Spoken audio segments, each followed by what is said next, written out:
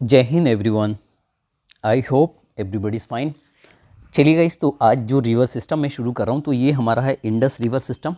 और Indus river system ये part है एक्चुअली, क्योंकि मैं ऑलरेडी हमारी हमने वीडियोस देखी हैं। यहाँ पे जम्मू कश्मीर लद्दाख कवर किया फर्स्ट में, सेकंड में हमने हिमाचल प्रदेश कवर किया था और थर्ड में हमने पंजाब कवर किया है। तो अगर यहाँ का ज्योग्राफिकल एरिया की यदि मैं मैपिंग की बात करूँ तो यहाँ पे रिवर सिस्टम में इंडस रिवर सिस्टम है हमारा यहाँ का।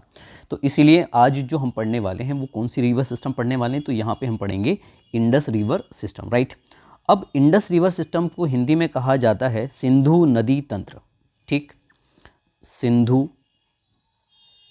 नदी तंत्र। देखिए बहुत बड़ा और व्यापक ग्राफ है यहाँ का, क्योंकि अगर हम हड़प्पा सिविलाइजेशन देखें यानी कि सिंधु घाटी सभ्यता का बात करें, प्राचीन इतिहास का काफ़ी महत्व है, राइट। बहुत सारे क्वेश्चन अराइव होते हैं यहाँ से। तो मैं छोटी छोटी चीज़ें यहाँ पे लेके चलूँगा, क्योंकि आगे जब मैं वहाँ पे हम गंगा पढ़ेंगे, ब्रह्मपुत्र पढ़ेंगे, या फिर प्रायद्वीपीय भारत की, दक्षिण भारत की जब हम नदियाँ पढ़ेंगे तो ये पूरा एक स्लोप रहेगा। तो कोशिश मेरी ये है कि जब आप अदर रिवर पढ़ेंगे तो इसको वापस ना पढ़ना पड़े। तो मैं यहाँ कंप्लीट करा रहा हूँ सिंधु नदी तंत्र को, तो इसीलिए मैं थोड़ा सा ग्राफ में यहाँ पे चेंजेस लेकर आऊँगा, ठीक है। तो समझो, जैसे तो हमारी जो आज की मूल रिवर जो पढ़ेंगे वो पढ़ेंगे कौन सी, सिंधु नदी तंत्र पढ़ेंगे। लेकिन इससे पहले मैं थोड़ी सी जानकारी देना चाह रहा हूँ, जैसे कि अगर मैं बात करूँ कि इंडियन रिवर सिस्टम की, ठीक, यानी कि भारतीय नदी तंत्र जो है, भारतीय नदी तंत्र, तो इसमें एक शब्द है रिवर सिस्टम। नदी तंत्र क्या है ये भी हम समझेंगे, और भारत की नदियों को जर्नली क्या है, इनके विकास के आधार पर या ज्योग्राफिकल एरिया पर भी बात करूं मैं, ओरिजिनेट के बिहाफ पे इनको दो भागों में रखा जाता है। यानी कि भारत की जो नदियां हैं हम इनको कितने भाग में बांट सकते हैं, दो भागों में बांट सकते हैं बच्चों। एक हिमालय से निकलने वाली जो नदियां हैं उनको हम हिमालयन नदी तंत्र कह सकते हैं, हिमालयन नदी तंत्र। यानी कि जो हिमालय से जो रिवर्स ओरिजिनेट होती हैं उनको कहते हैं हिमालयन नदी तंत्र। और दूसरा हमारी आती हैं प्रायद्वीपीय भारत की नदियाँ। दूसरा हमारे पास क्या है, प्रायद्वीपीय नदियाँ, ये नदी तंत्र। चलो ठीक है, इसका क्या मतलब हुआ ध्यान समझो। जैसे मान लो उदाहरण के तौर पे, यदि मैं, ये हमारा भारत हो गया, ठीक है,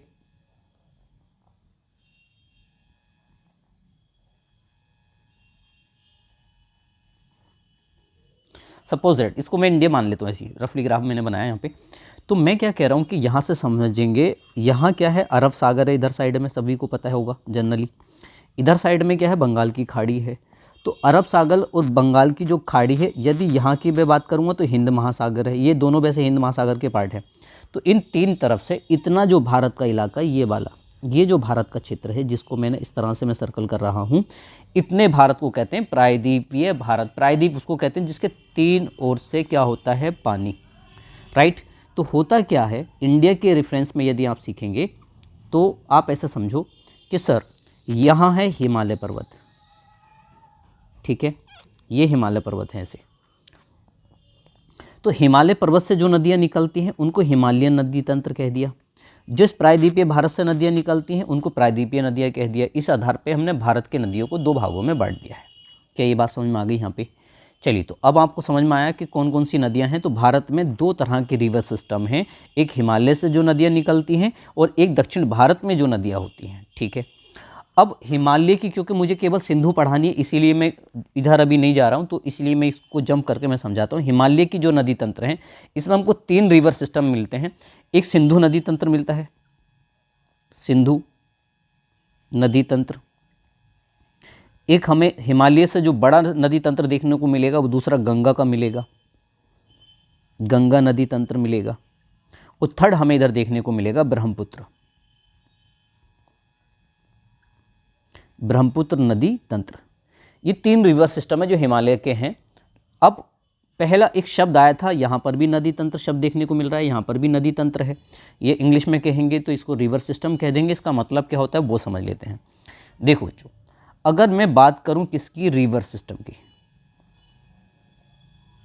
रिवर सिस्टम, हिंदी में नदी तंत्र, क्या होता है नदी तंत्र। नदी तो पता है कि नदी तंत्र का मतलब समझा रहा हूँ मैं।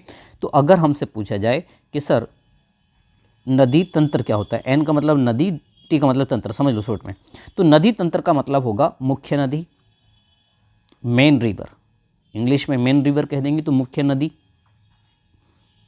प्लस सहायक नदी, उसकी सहायक नदी, थर्ड उस नदी की वितरिकाएं,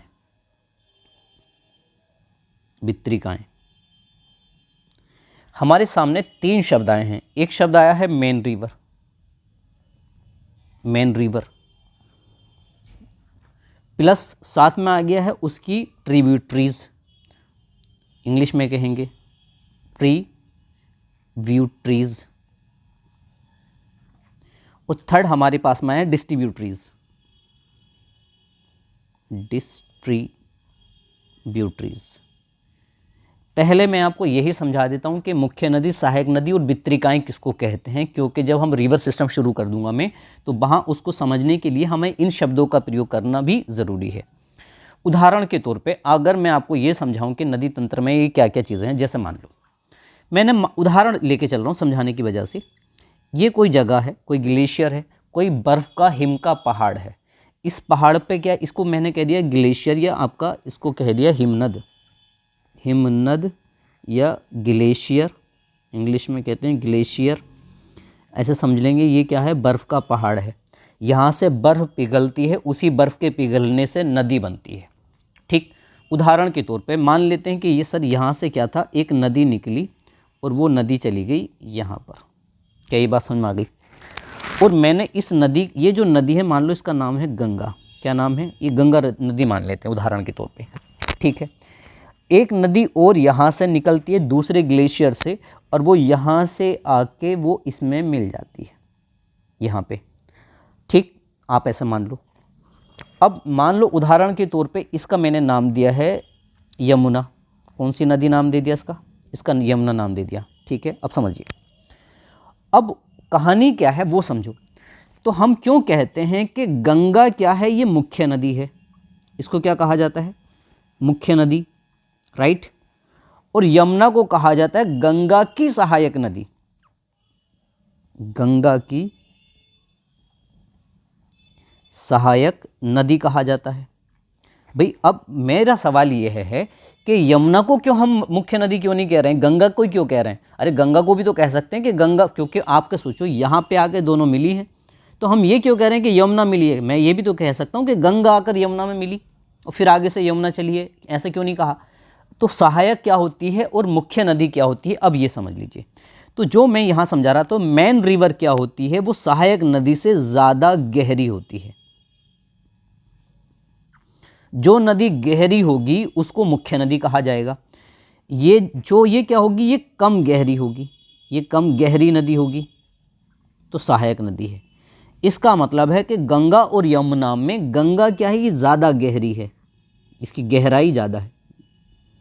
ठीक है, इसका मतलब होगा यमुना की जो गहराई होगी वो गहराई ज़्यादा होगी कि कम होगी गंगा के मुकाबले में? सॉरी, इसकी गंगा के मुकाबले में गहराई क्या होगी बच्चों? कम होगी। ये वाला एरो लगेगा। ठीक, यहाँ तक बात समझ में आ गई। तो इसका मतलब कि जब कोई नदी, देखो ये अलग जगह से निकली है, ये अलग जगह से उद्गम हुई है, जहाँ से नदी निकलती है उस क्षेत्र को कहा जाता है उद्गम स्थल। उद्गम स्थल, जहाँ से नदी निकलती है उसको कहा जाता है उद्गम स्थल। समझ में आ गया यहाँ पे? यानी कि इस नदी का उद्गम स्थल ये हो गया यमुना का, गंगा का उद्गम स्थल ये हो गया, और ये दोनों नदी इस जगह पर आकर मिल गई। जैसे यमुना प्रयागराज में आके या इलाहाबाद में मिल जाती है गंगा से, आपने पढ़ा है। तो मैं कह रहा हूँ कि भाई अब गंगा क्या है, मुख्य नदी, क्योंकि मुख्य नदी वह होती है जो ज़्यादा गहरी होती है। सहायक नदी वो होती है जो कहीं दूसरी जगह से उद्गम होगी, वहाँ से निकल कर आकर एक मुख्य नदी में मिल जाती है। जैसे यमुना क्या है, यमुनोत्री से निकलकर किस में आके मिल जाएगी, यहाँ पे प्रयागराज में गंगा से। तो यमुना क्या हो गई, सहायक नदी, राइट। एक और कहानी सुनो। अब मैं एक अन्य कलर ले लेता हूँ, इनमें से मान लो ये कलर ले लेते हैं। ठीक है, पश्चिम बंगाल में क्या होता है कि गंगा से ही, पश्चिम बंगाल में गंगा से ही, चलो अभी कलर ये वाला रहने देते। पश्चिम बंगाल में गंगा से ही यहाँ से मान लो एक नदी, यहाँ से एक जलधारा जाती है और ये यहाँ पे मिल जाती है, राइट।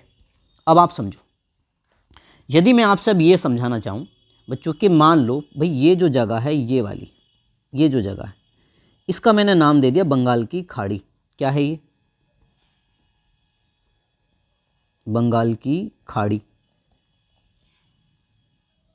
खाड़ी किसे कहते हैं? जिसके जो इस तरह से संकरी भाग बनाती हो पानी का, ये वाली, इसको कहते हैं खाड़ी। समझ में आ गया यहाँ पे? तो ये खाड़ी हो जाती है।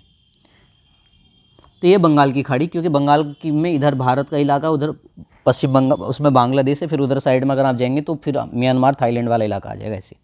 तो बंगाल की खाड़ी में गंगा जाकर मिल जाती है, राइट। तो मैंने कहा है कि गंगा की एक नदी, गंगा से ही एक धारा, गंगा के ही पानी की एक धारा ये कलकत्ता होती हुई बंगाल की खाड़ी में जाती है अलग, यानी कि गंगा यहाँ से दो भागों में बढ़ गई, लेकिन मूल जो है, जो ज़्यादा बड़ा वाला भाग था, ज़्यादा वाटर जो था वो जाता है इस वाले भाग में, तो इस भाग को तो गंगा ही नाम दे दिया गया। समझ में आ गया यहाँ पे? तो ये तो मेन रिवर ही थी। इसमें की एक छोटी जल राशि, एक छोटे पानी की धारा, एक नदी चली जाती है अलग होकर बंगाल की खाड़ी में, और इसको कहा जाएगा बित्रिका। इसी को क्या कहा जाएगा? बित्रिका। इसका मतलब है सहायक नदी। और आप समझ गए होंगे कि बित्रिकाएँ किसे कहते हैं? सहायक वह होती है जो किसी अन्य स्थान से आपका ओरिजिनेट होती है, उद्गम स्थल कहीं और जगह से होगा, और उद्गम स्थल जहाँ से होगा उस जगह से निकलकर वो किसी मुख्य नदी में जाकर क्या हो जाएगी? वो मुख्य नदी में मिल जाएगी, उसको सहायक नदी कहेंगे। जब किसी मुख्य नदी से कोई एक जल राशि, एक धारा अलग जाकर बंगाल की खाड़ी में या किसी भी जगह पर जाकर गिरेगी, उसको कहा जाएगा बित्रिका। जैसे हुगली है ऐसी। तो आई होप तुमको मुख्य नदी, यमुना भी आपको, सहायक नदी भी समझ में आ गई होगी, और बित्रिकाएँ भी।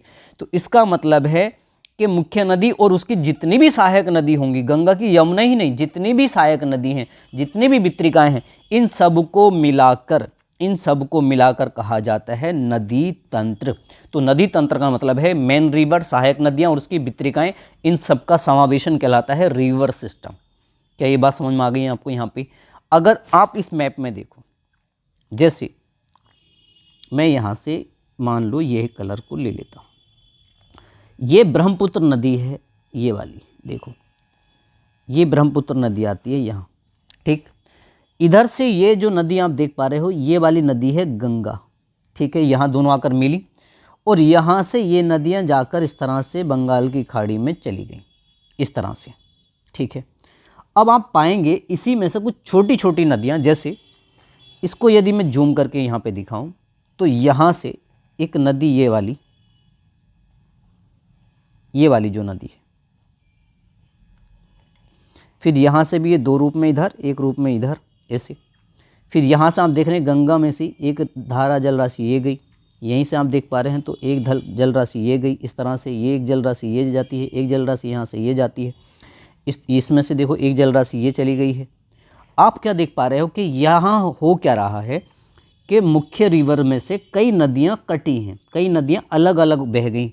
गंगा में से एक ये निकल गई, ये धारा अलग हो गई, ये धारा अलग हो गई, ये इन दोनों में से एक धारा अलग हो गई है। तो ये जितनी भी नदियाँ हैं ये क्या कहलाएंगी? बित्रिकाएँ। ये क्या कहलाएंगी? बित्रिकाएँ। क्या ये बात समझ में आ गई यहाँ पे? चलो दूसरी बात, अब नदी जहाँ पर मिलती है जाकर बड़े सागर में गिर जाती है, तो ये पूरा क्या है? बे ऑफ बंगाल है, बंगाल की खाड़ी में जाकर गिर जाती है। तो ये वाला जो इलाका जहाँ नदी मिलती है, ये जो नदी का मुंह है इसको कहते हैं मुहाना। क्या कहते हैं? मुहाना। तो मुहाना उस क्षेत्र को कहा जाता है जहाँ पे नदी जाकर समुद्र में मिलती है, उसको मुहाना कहते हैं। और जहाँ से नदी उत्पन्न होती है, जहाँ से नदी बनती है, उसको कहा जाता है उद्गम स्थल। तो उद्गम स्थल भी क्लियर हुआ, और यहाँ पे नदी का मुहाना हमें समझ में आया, राइट। चलिए, तो अब मैं यहाँ से आगे बात करता हूँ, सुनो। अब एक टर्म है जल विभाजक, ये शब्द भी समझ लीजिए, यहाँ से भी क्वेश्चन पूछे जाते हैं। मैं यहाँ लिख देता हूँ जल विभाजक, वाटर डिस्ट्रीब्यूशंस। अब एक कहानी जानिए, इसमें ये चीज़, इस मैप को आप बहुत अच्छे से समझिए। मान लो हम यहाँ पे कौन सा कलर ले लेते हैं, यहाँ से हमने कलर ले लिया है जी, ये वाला कलर ले लेते हैं।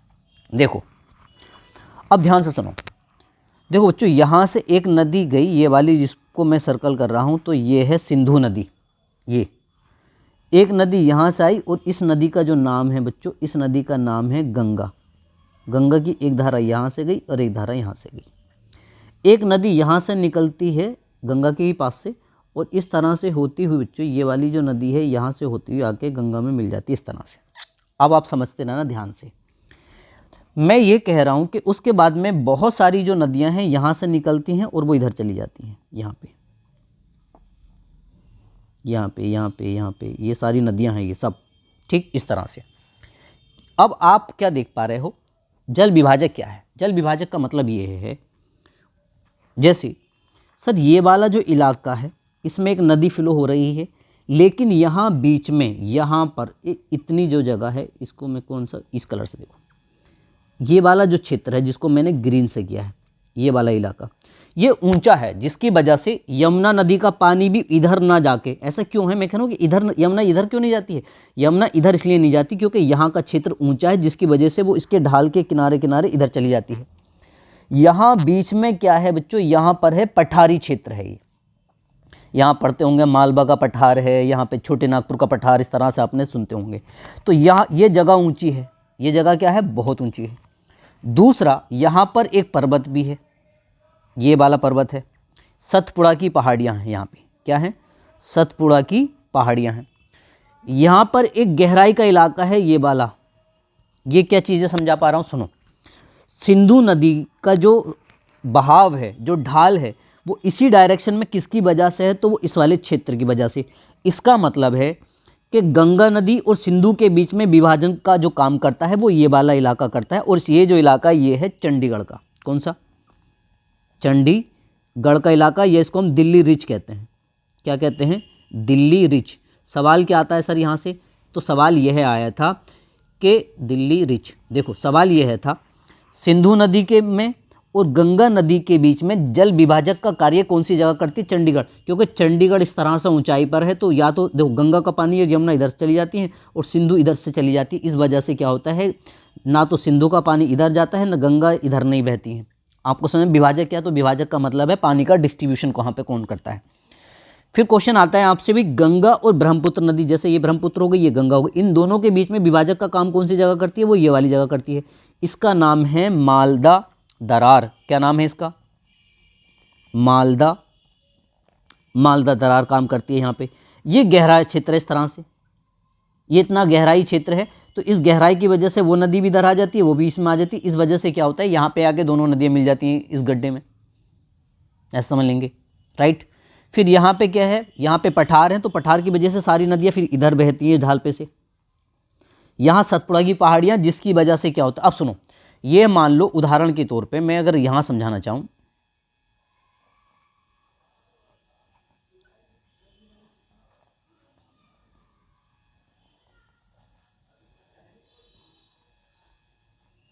सपोज दैट मान लो ऐसा भारत है, तो मैं ये कह रहा हूँ कि भाई इस पूरे भारत को दो भागों में यदि विभाजित किया जाए, तो यहाँ पर बीच में सतपुड़ा की पहाड़ियाँ हैं जो पूरे भारत के पानी को दो भागों में बांटती है। अर्थात क्वेश्चन आ जाए कि भारत के जो नदी तंत्र है, वाटर का जो रिजर्वेशन सिस्टम है, इसको दो भागों में कौन डिवाइड करता है, तो सतपुड़ा की पहाड़ियाँ बांटती हैं। यानी कि इधर की नदियाँ इधर रहेंगी, इधर की नदियाँ इधर, इस पहाड़ की वजह से, ठीक। इस क्षेत्र की वजह से क्या होता है, सिंधु इधर रहती है, गंगा इधर रहती है। इस गहराई की वजह से क्या होता है, सारी नदियाँ इधर ही आके क्यों मिल जाती हैं आपस में, मालदा दरार की वजह से। ये का कॉन्सेप्ट था। अब इससे क्या क्या क्वेश्चंस आएंगे वो मैं यहाँ पे आपको लिख देता हूँ, ठीक है। चलिए, तो क्या क्या क्वेश्चंस, आई होप आपको अगर लिटिल बिट भी समझ में आया तो ठीक है, अदरवाइज मैं जनरली क्या समझाने वाला हूँ वो समझिएगा आप, ठीक है। और ये आपको बता ही चुका हूँ मैं आपको, ये वाला जो क्षेत्र है वो कौन सा कहलाता है, ये प्रायद्वीपीय भारत कहलाता है, राइट। तो अब आपसे सवाल क्या क्या वो क्वेश्चन आएंगे, तो सवाल बनेंगे आपसे जल विभाजक से रिलेटेड, यानी कि जल विभाजक, ये क्वेश्चन आएंगे। तो जल विभाजक की यदि मैं बात करूं तो नंबर 1 पे मैं आपको बता देता हूं गंगा के बारे में। अगर क्वेश्चन आ जाए कि गंगा, ठीक, गंगा के बीच में और ब्रह्मपुत्र का यदि पूछ ले, ब्रह्मपुत्र नदी, इनके बीच में कौन करता है, तो इन दोनों के बीच में कौन करता है, मालदा दरार। कौन करती है, मालदा दरार। ये गहराई इस तरह से, ये नदी भी इसमें आ जाती है, ये भी आकर दोनों में मिल जाती है। और कौन सी जगह है ये है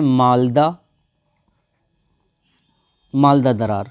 तो सवाल डायरेक्ट ऐसा था कि गंगा और ब्रह्मपुत्र नदी के मध्य जल विभाजक का कार्य कौन करता है? तो उसका राइट आंसर था मालदा दरार करती है। क्या ये बात समझ में आ जाएगी? दूसरा देख लो, दूसरा क्वेश्चन आएगा आपसे कि सर गंगा और सिंधु नदी, कौन सी नदी? सिंधु नदी के मध्य जल विभाजक का कार्य कौन करता है? तो इस बार हमारी आकृति कैसी रहेगी? ये वाली आकृति रहेगी, क्योंकि ये ऊंचा क्षेत्र है और इस जगह को क्या नाम दे दिया गया? इसको नाम दिया जाता है चंडीगढ़ है ये एक्चुअली, चंडीगढ़, या इसको कहते हैं दिल्ली रिच। तो राइट आंसर था ऑप्शन में चंडीगढ़ नहीं दिया था, तो दिल्ली रिच ऑप्शन में दिया था। ये आए हुए क्वेश्चन से पीसीएस लेवल तक में आरओ में इस तरह से ही सवाल आपसे पूछे जाएंगे। यदि सवाल आपसे यह आ जाए पॉइंट नंबर 3 कि पूरे भारत का जल विभाजक कौन करता है? पूरे भारत का जल विभाजक। तो पूरे भारत के अगर जल विभाजक की यदि हम बात करें यहाँ पे, तो मैं यहाँ से मान लो इसको मैं थोड़ा सा बड़ा कर लेता हूँ, देन इसके बाद में हम यहाँ से छोटा कर। देखो सर, उदाहरण के तौर पे हम समझते हैं ये हो गया हमारा यहाँ से भारत का इलाका है,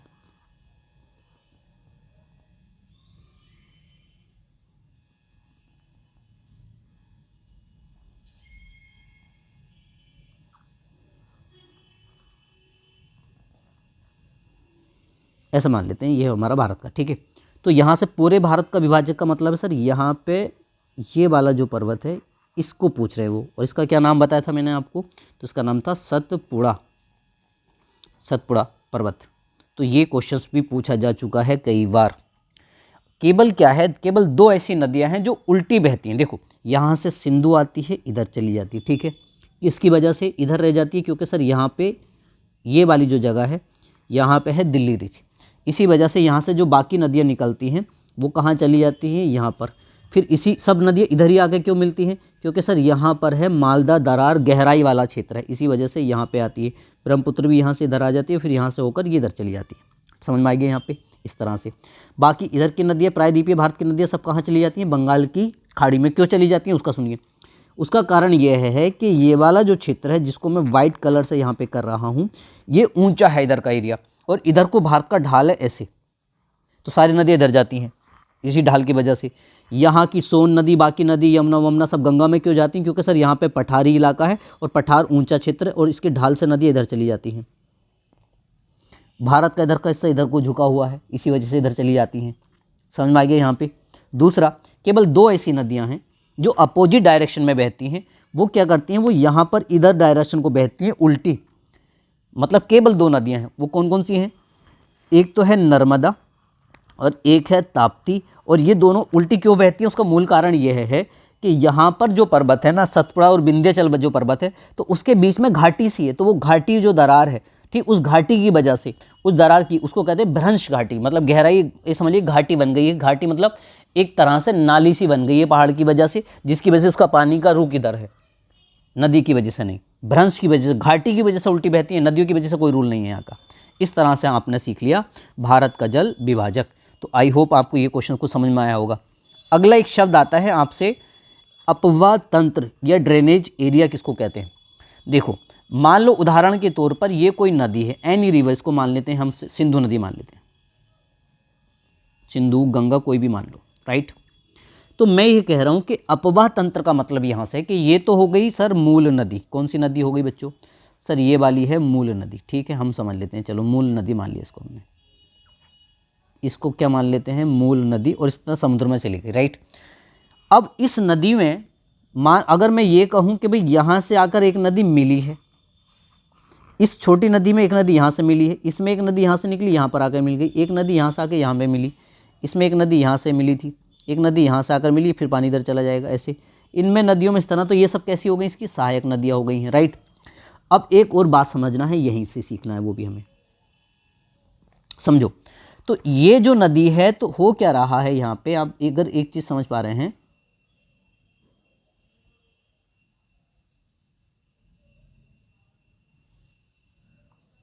समझो।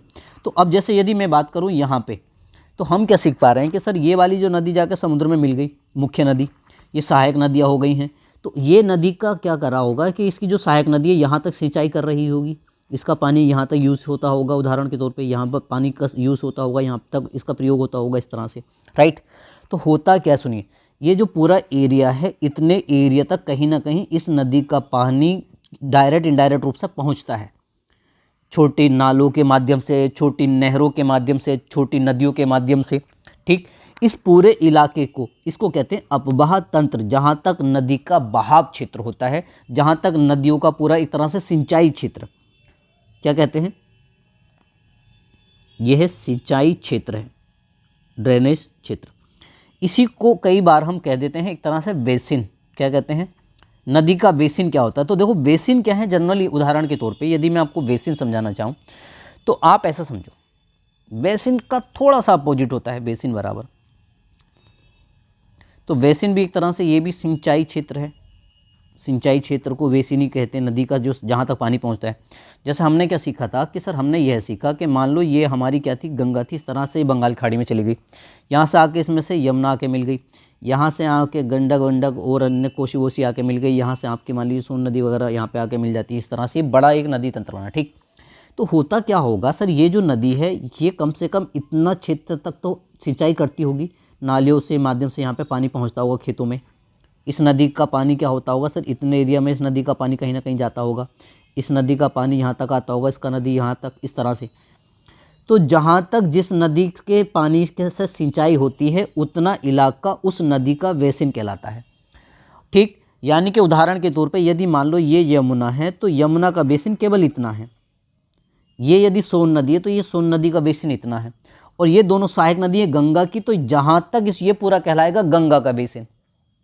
ये किसका कहलाएगा, गंगा का बेसिन, गंगा नदी बेसिन। समझ में आ गया यहाँ पे बेसिन क्या होता है। चलो तो अब हम बात करेंगे डायरेक्ट किस पे, इंडस रिवर, सिंधु नदी। देखो अगर आप देखें मूल रूप से, तो मैं इस मैप को क्यों यहाँ पे यूज़ करवा रहा हूँ वो समझो। पहली चीज़ तो ये है कि ये जो मैप दिया गया, थोड़ा सा इसमें मैप में चेंजेस करना चाहूँगा मैं।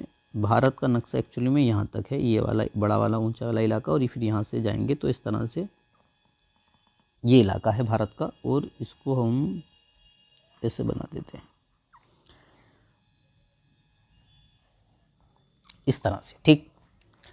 आप समझिए अब यहाँ से यदि मैं बात करूँ कि भारत का मैप यदि इस तरह से हो, ठीक है, लाइक दैट इज, इसमें थोड़ा सा चेंजेस यदि करना चाहूँ तो मैं इसको यहाँ से घुमा लेता हूँ, ऐसे समझो, ठीक है, ये समझो। तो यहाँ से कुछ नदियाँ निकलती हैं और देखो यहाँ से होती हुई सिंधु नदी पाकिस्तान में बहती हुई अरब सागर में चली जाती है इस तरह से। ये इतना क्षेत्र कहाँ का है सर, ये पाकिस्तान का है। लेकिन फिर आप देख रहे हैं यहाँ से एक नदी आ रही है अफ़गानिस्तान से, कुछ नदियाँ फिर कहाँ से आएंगी, अफ़गानिस्तान से आएंगी और पाकिस्तान में बहती हुई होकर कहाँ चली जाएंगी, अरब सागर में मिलेंगी। कुछ नदियाँ यहाँ से भारत से जाके इसमें मिलेंगी। इस तरह का ये पूरा सिस्टम है, लेकिन ऐसे ना समझ में आए ना ये याद हो। अब मैं आपको इसको अपने ही तरह से समझा रहा हूँ, अब ध्यान से समझो जो चीज़ें मैं अब यहाँ से बताने वाला हूँ। तो पहले मैं क्या करूँगा, देखो अभी बिना मैप के आपको पहले रिवर सिखा रहा हूँ, बिना मैप के। बस आप ऐसा समझ लो कि सर उदाहरण के तौर पे हम अगर ये मानकर चलें कि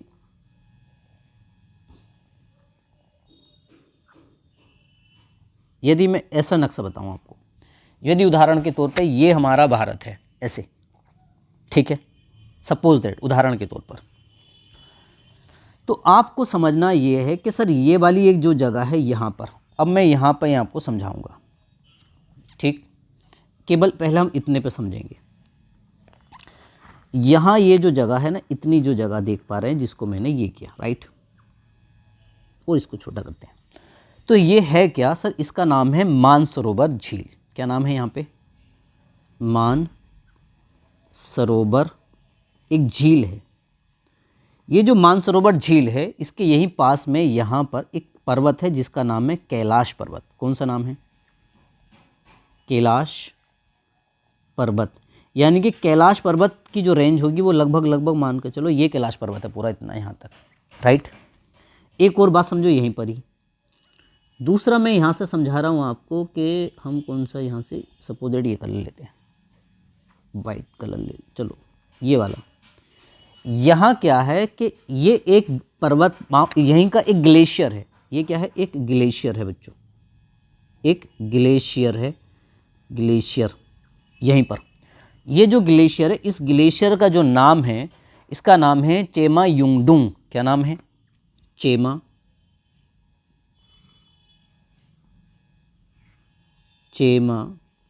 युंगडुंग, ये इसका नाम है। तो सुनो सर, मानसरोवर झील के पास या कैलाश पर्वत के पास में एक ग्लेशियर है जिसका नाम है चेमा युंगडुंग ग्लेशियर। ग्लेशियर किसे कहते हैं? जो ऊंचे पहाड़ होते हैं। सुनो वो भी कैसे? 165 अगर किलोमीटर 165 मीटर जैसे आप ऊपर जाएंगे तो 1 डिग्री तापमान बढ़ जाएगा।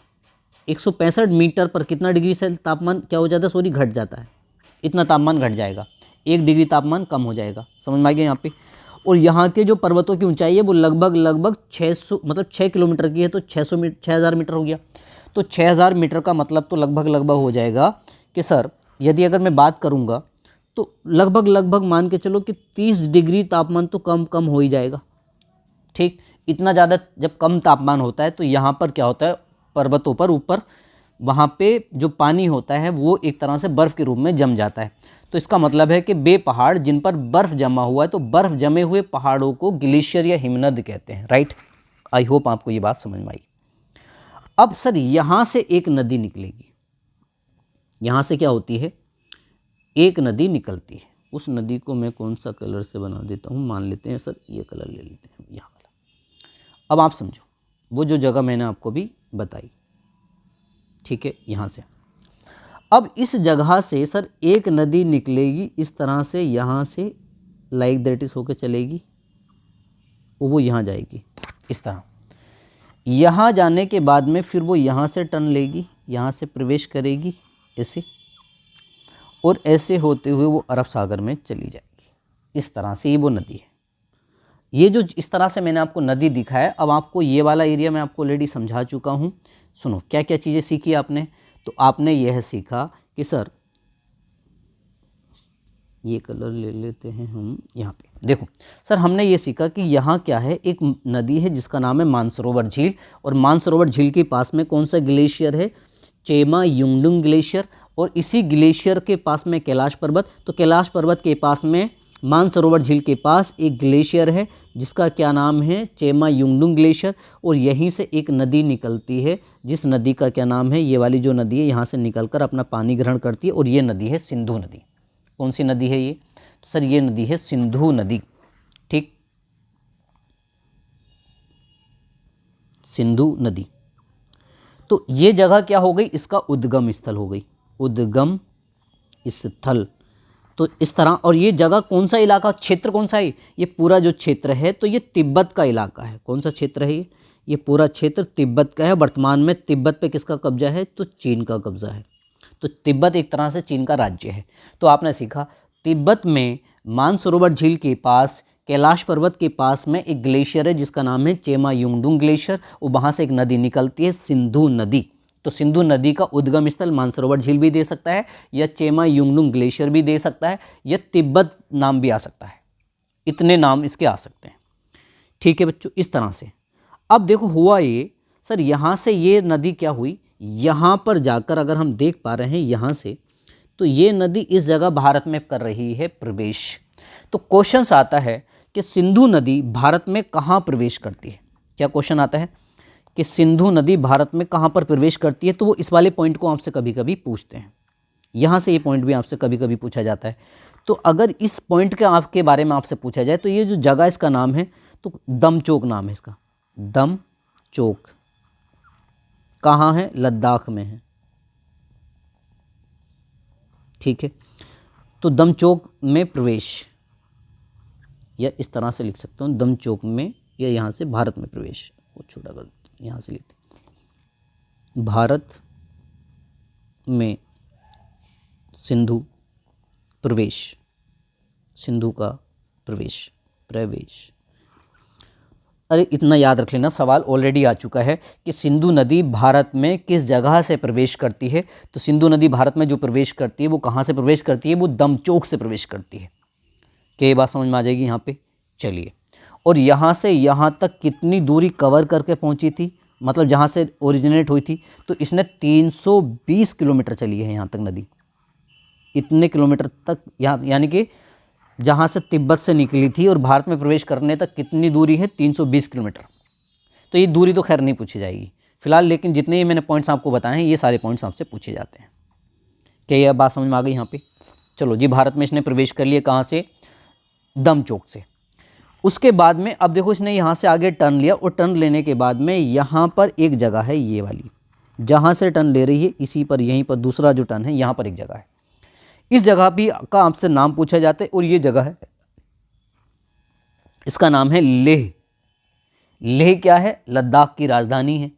तो क्वेश्चंस अगर अच्छे, एक बात और समझना कि नदी इस तरह से जा रही है, ठीक है, तो नदी का ये वाला जो हिस्सा है ये होगा राइट साइड। ये कौन सी साइड हो जाएगी? राइट साइड, यानी कि दायां भाग है ये। और ये वाला जो इलाका, मतलब इधर का जो हिस्सा है इसका, ये कौन सा होगा? लेफ्ट, बायां। तो सवाल आएगा आपसे कि लेह कौन सी नदी के तट पर है? पहली बात तो आपको बताना, सिंधु नदी के कौन से साइड पर है? तो दाएं, राइट साइड पर है। कौन सी साइड पर है? राइट साइड पे। क्या ये बात समझ में आ गई यहाँ पे? दूसरी बात, यहीं से अगर मैं आपको और एक छोटी मोटी चीज़ें समझाना शुरू करूँ तो देखो, आपने देखा होगा जब हम जम्मू कश्मीर और लद्दाख पढ़ रहे थे, तो ये वाला जो इलाका है, ये वाला इलाका, तो मैंने इसका नाम बताया था बच्चों आपको। अब आप बताओ इसका क्या नाम है? तो अगर आपको नाम याद आ रहा होगा तो सर इसका जो नाम है, इसका नाम था सियाचिन ग्लेशियर। इसका क्या नाम था?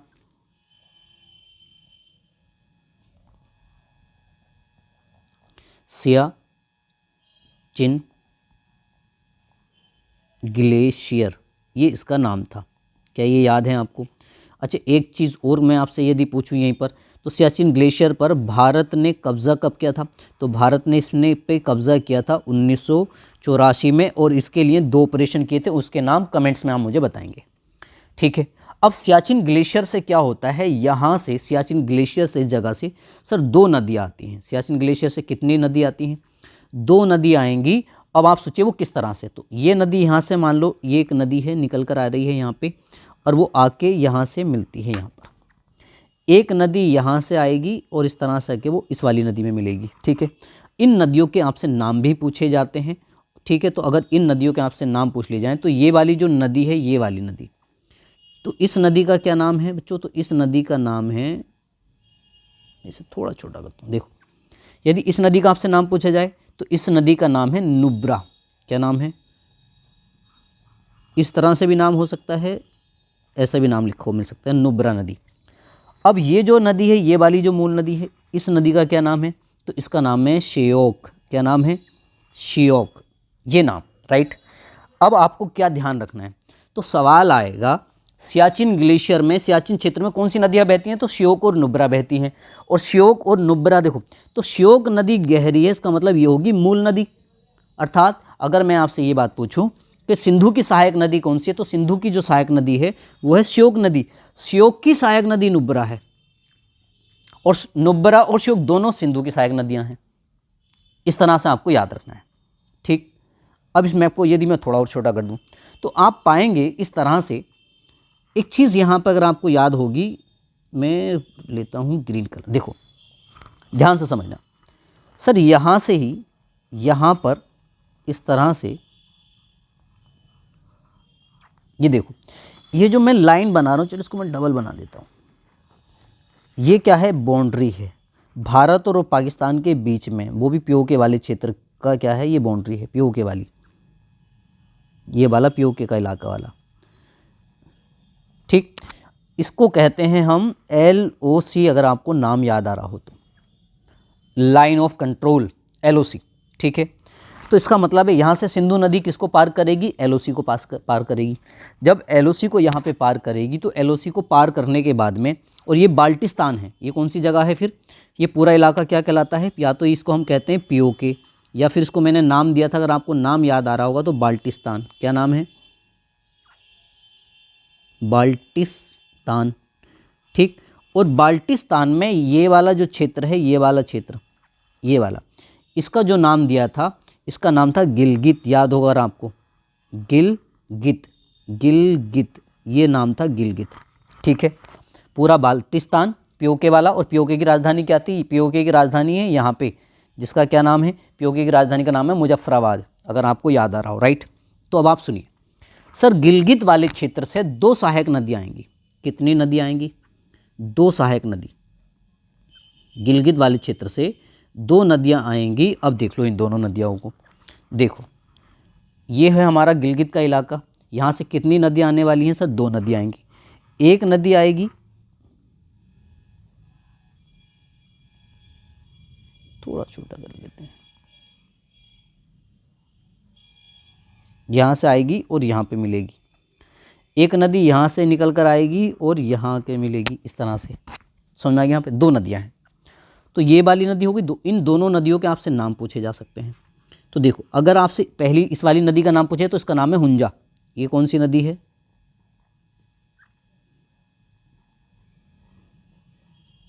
हुंजा नदी। ये वाली कौन सी नदी है? तो इसका नाम है गिलगित नदी। गिलगित से कौन सी नदी आती है? गिलगित, गिलगित नदी। क्या ये बात समझ में आ गई यहाँ पे? इसका मतलब है अभी केवल आपको राइट साइड वाली नदियाँ बता रहा हूँ कि राइट साइड से कौन कौन सी नदियाँ आ रही हैं।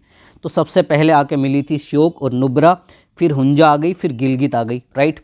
उसके बाद में यदि आगे अगर मैं बात करूँ तो यहाँ से अब नदी क्या हो रही है सर? यहाँ से करेगी ये पाकिस्तान में प्रवेश। ये यहाँ से क्या करेगी? जब पाकिस्तान में प्रवेश करेगी तो नदी यहाँ से क्या होती है कि जब ये इस तरह से ढाल से आकर गिरती है तो यहाँ पर एक गड्ढा बनता है। यहाँ पे क्या बन जाएगा? एक खड्डा बन जाएगा। यहाँ पर एक तरह का क्या बन जाएगा सर? यहाँ पर एक गड्ढा बन जाएगा। इसको मैं क्या करता हूँ, इस कलर से ले लेते हैं यहाँ पे, ठीक है। तो यहाँ पे ऊपर से नदी गिरती है तो यहाँ पे उसने यहाँ के क्षेत्र को काट दिया, पत्थरों पहाड़ों को काट दिया, तो यहाँ पे एक गड्ढा बनता है, बहुत बड़ा गड्ढा बनता है। जो बड़े गड्ढे होते हैं उसको कहा जाता है गोर्ज। क्या कहते हैं? इंग्लिश में गोर्ज कहते हैं, हिंदी में भी गोर्ज कहते हैं, खड्डा कह दीजिए। ये जो गोर्ज है इसका नाम है कुंजी गोर्ज। क्या नाम है? कुंजी गोर्ज। ये पूछा जा चुका है, कुंजी गोर्ज।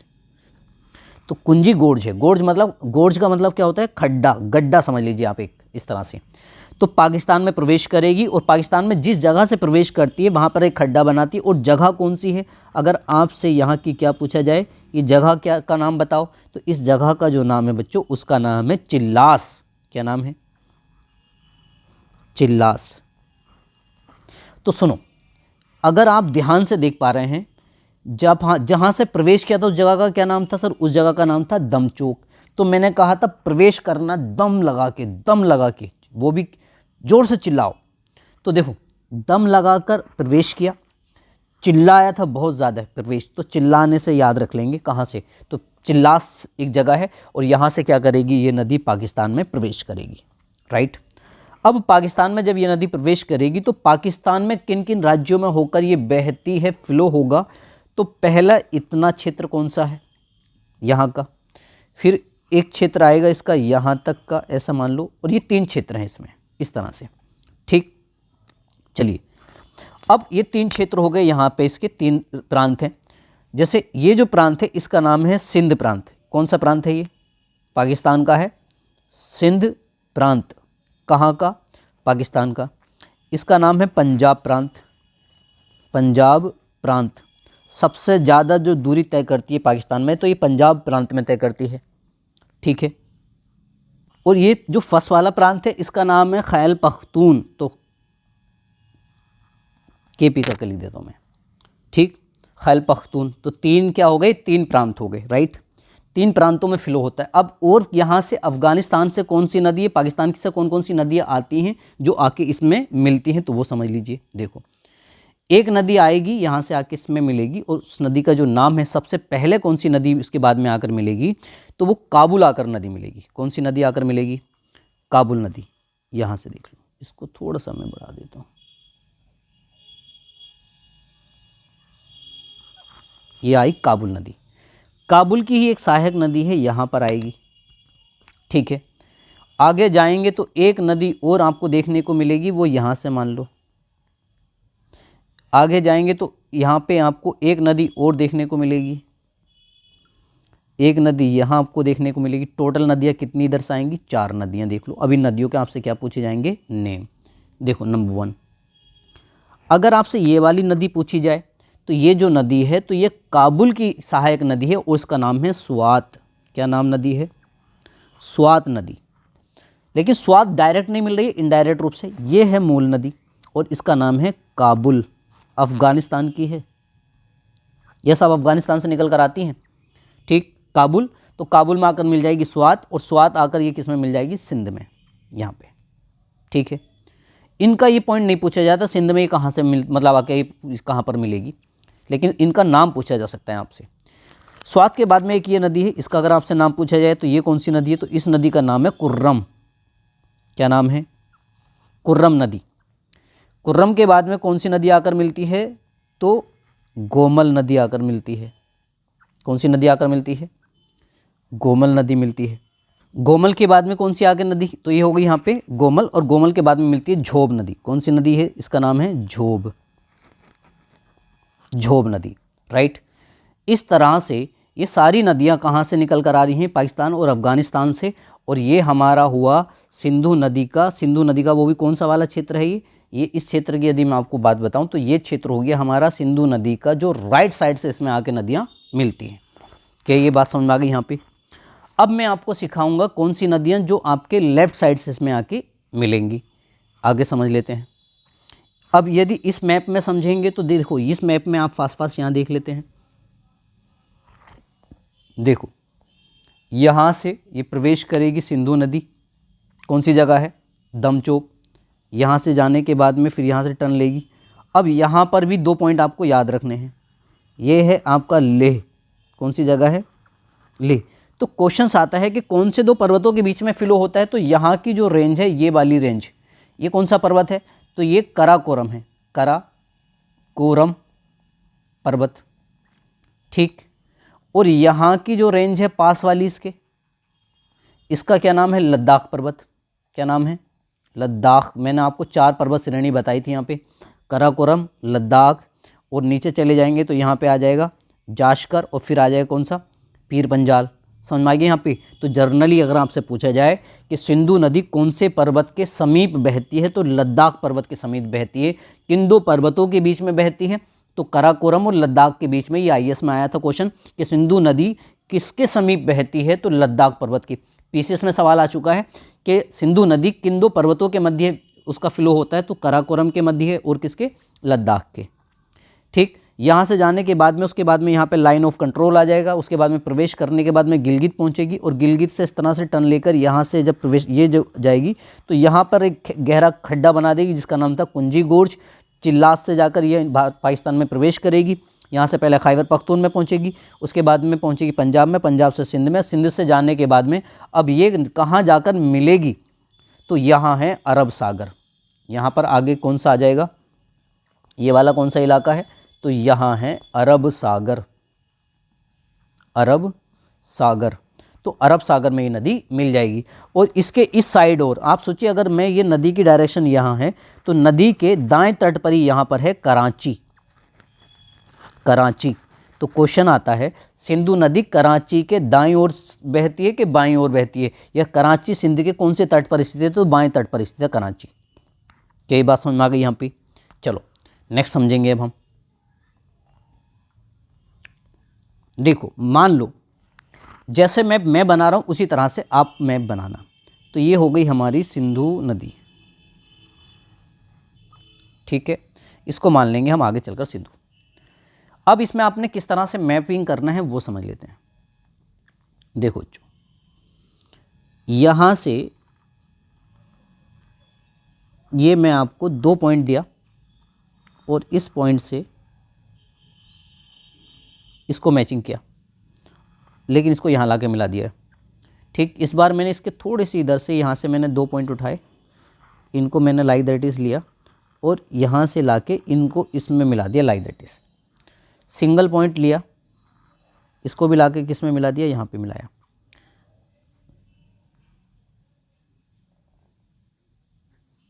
या मैंने यहाँ से ये पॉइंट मान लो ऐसे लिया।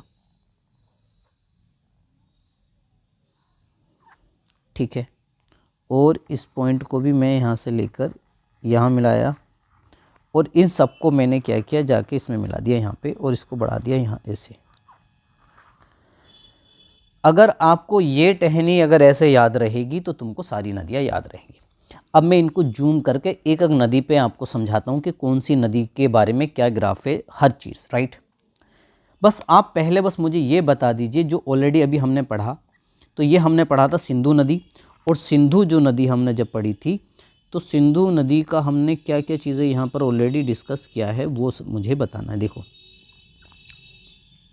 ये वाला ये जो इलाका है इतना, ठीक है, तो ये कहाँ से निकली थी, तो जनरली अगर मैं बात करूँगा यहाँ से, तो ये भी मानसरोवर झील के पास में। यहाँ कौन सी झील है, मान लो ये वो झील है, ये वाली, ठीक है, और इस झील का क्या नाम है, मानसरोवर। लेकिन ये कहाँ से निकली थी, चेमायुंगनुंग ग्लेशियर से निकली थी, राइट। ये कौन सी नदी है सर, इस नदी का तो नाम है सिंधु नदी। इसका ये वाला भाग तो सर हमने पढ़ लिया, ठीक। इसे अब देखो आगे यहाँ पे, अब यहाँ से इस पूरे जो मैंने आपको एक तरह से टहनियाँ सी बनाई हुई हैं, तो ये नदियाँ हैं, सहायक नदियाँ हैं, जो इसकी कौन सी दिशा से आके इसमें मिलेंगी, राइट साइड से। अब मैं 1 बाय 1 करके आपको ये समझा रहा हूँ। इनको देखो सबसे पहले, तो अगर मैं आपको समझाऊं कि ये वाली कौन सी नदी है सर, पहले ये वाली कौन सी नदी है इतनी, ठीक, और इसकी ये निकलती कहाँ से है, तो इस नदी का जो नाम है बच्चों, इस नदी का नाम है किशन गंगा। कौन सी नदी है ये है किशन गंगा, ये हो गई किशन गंगा, राइट।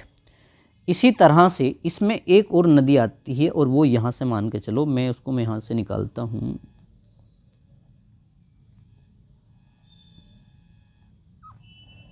ऐसे, ठीक है, लाइक दैट इज।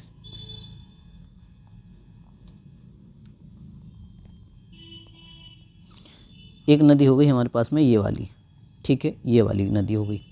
इसका क्या नाम है, तो अगर इस नदी का हमसे क्या पूछा जाए, इस वाली का नाम, तो ये जो नदी है इसका नाम है लिद्दर नदी। क्या नाम है, लिद्दर नदी, ठीक है। अब देखो किशन गंगा और एक लिद्दर हो गई है, मूल नदी ये वाली है। ये जो मूल नदी है ये जहाँ से निकल रही है, ये वाला नाम पूछे यदि आपसे, तो जिस जगह से ये उद्गम स्थल है उस जगह का नाम है वेरीनाग। क्या नाम है, वेरीनाग झील। वेरीनाग झील से जो नदी निकलती है, ये जो बड़ी नदी आप देख पा रहे हैं, इस नदी का क्या नाम है सर, इस नदी का नाम है बच्चों झेलम। क्या नाम है, ये है झेलम नदी, ठीक, इस तरह से। अब ये हो गई झेलम नदी, तो झेलम की जो सहायक नदी है वो है किशन गंगा और एक है लिद्दर, ये याद रखना है। तो झेलम नदी कहाँ से निकलती है, वेरीनाग झील से निकलती है। झेलम की 2 सहायक नदियों के नाम, एक लिद्दर नदी और एक किशन गंगा। ये नहीं पूछेगा कौन सी दाएं से मिलती है कौन सी बाएं से, नाम याद रखना, किशन गंगा और लिद्दर नदी सहायक नदियाँ किसकी, झेलम की है। कई बात समझ में आ गई यहाँ पे। दूसरा याद रखना कि झेलम नदी इस तरह से बह रही है, तो इसका ये वाला राइट साइड होगा, ये लेफ्ट होगा। तो यहाँ पर एक क्या है, एक शहर है जिसका नाम है श्रीनगर। इस शहर का क्या नाम है, इस शहर का नाम है सर श्रीनगर, ये वाला श्रीनगर। और श्रीनगर में एक झील है जिसका नाम है डल झील, डल झील। ऐसा मान लो ये है हमारी यहाँ पे, ये होगी डल झील। यहीं पर एक और हमारी है बुलर झील, बुलर झील। तो 2 झीलें भी आपने समझ ली। तो डल झील और आपका बुलर झील दोनों कहाँ पर है, श्रीनगर के पास में, या फिर आप समझ जम्मू कश्मीर में है। एक मानसबल झील भी है। फिलहाल आपने सीखा कि झेलम के राइट तट पर कौन सा शहर है, श्रीनगर, ठीक। आगे अगर मैं आपसे एक बात समझा रहा हूँ, ध्यान सुनो। जैसे मैं अगर ये कहूँ कि जो झेलम नदी है वो यहाँ से और यहाँ तक, इस नदी के इधर और तो है भारत और इस ओर है इसके पाकिस्तान, और भारत और पाकिस्तान का ये यहाँ पे क्या बना रही है, एक तरह से बॉर्डर बना रही है। यहाँ पे ये यहाँ क्या बन रहा है, इस नदी के द्वारा ही भारत और पाकिस्तान का अंतर्राष्ट्रीय बॉर्डर बनाती है। तो क्वेश्चन आता है कहाँ से कहाँ तक का बॉर्डर बनाती है, तो क्वेश्चन क्या आता है कहाँ से कहाँ तक का, तो ये वाले पॉइंट से ये वाला पॉइंट आपसे पूछा जाता है। तो मुजफ्फराबाद से लेकर पाकिस्तान में प्रवेश करने तक ये कौन सी जगह है? तो ये जगह है मुजफ्फराबाद, पीओके की जो राजधानी है। तो मुजफ्फराबाद से लेकर पाकिस्तान में प्रवेश करने तक कितने किलोमीटर? 170 किलोमीटर। 170 किलोमीटर क्या है यहाँ पे? तो एक तरह से अंतर्राष्ट्रीय सीमा बनाती है, अंतर्राष्ट्रीय सीमा। तो सवाल आएगा आपसे, भारत और पाकिस्तान के बीच में मुजफ्फराबाद से लेकर पाकिस्तान में प्रवेश करने तक कौन सी नदी अंतर्राष्ट्रीय सीमा बनाती है? तो उस नदी का नाम है झेलम। कितने किलोमीटर की बाउंड्री बनाती है? तो 170 किलोमीटर का यहाँ पे ये बॉर्डर बनाती है। देन उसके बाद में अब ये नदी क्या करती है बच्चों? यहाँ पे जाकर ये वाली जो नदी यहाँ से आप देख पा रहे हैं, ये वाली जो नदी है, इस नदी का नाम है चिनाब या चेनाब। ये कौन सी नदी है? ये नदी है चिनाब। ये कौन सी नदी है सर? ये नदी है झेलम। ठीक है, तो क्वेश्चन है, तो चिनाब ज़्यादा गहरी है तो ये मुख्य नदी हो जाएगी, तो यहाँ पर आके मिली, तो इसका मतलब है झेलम चिनाब से कहाँ पर मिलती है, उस जगह का। इस जगह का आपसे क्या पूछा जाता है? कभी कभी नाम पूछा जाता है। तो ये जो जगह है इसका नाम है ट्रीमू। क्या नाम है? ट्रीमू के पास, ऐसे लिख देना, ट्रीमू के पास आकर मिल जाती है झेलम नदी। किससे? चिनाब से। तो आपसे पूछा जा सकता है भाई झेलम की कुल लंबाई, झेलम की अगर आपसे लंबाई पूछा जाए, टोटल लंबाई की मैं बात करूंगा, तो इसकी टोटल लंबाई 724 किलोमीटर है, 724 किलोमीटर। ये हो गई यहाँ पे झेलम के बारे में। क्या ये बात समझ में आ गई यहाँ पे? और इसी झेलम नदी पर सिकंदर और पोरस की सेना के बीच में युद्ध हुआ था, जिसको हम हाइड स्पीड या बितिस्ता, और बितिस्ता झेलम नदी का ऋग्वेद में नाम है, ऋग्वेदिक नाम है। तो ये कहानी मैं आगे लिखाऊंगा इसके बारे में। फिलहाल ये बात समझ में आ गई आपको? तो हमने सीख लिया कौन सी नदी के बारे में? झेलम नदी। तो एक बार जल्दी जल्दी से मुझे झेलम नदी के बारे में बता दो, क्या क्या चीज़ें। सर झेलम नदी वेरीनाग झील से निकलती है। ठीक। दूसरा, सर झेलम नदी के तट पर कौन सा शहर है? तो झेलम के तट पर श्रीनगर है। दूसरा, झेलम की सहायक नदियाँ कितनी है? 2, किशनगंगा और लिद्दर नदी है।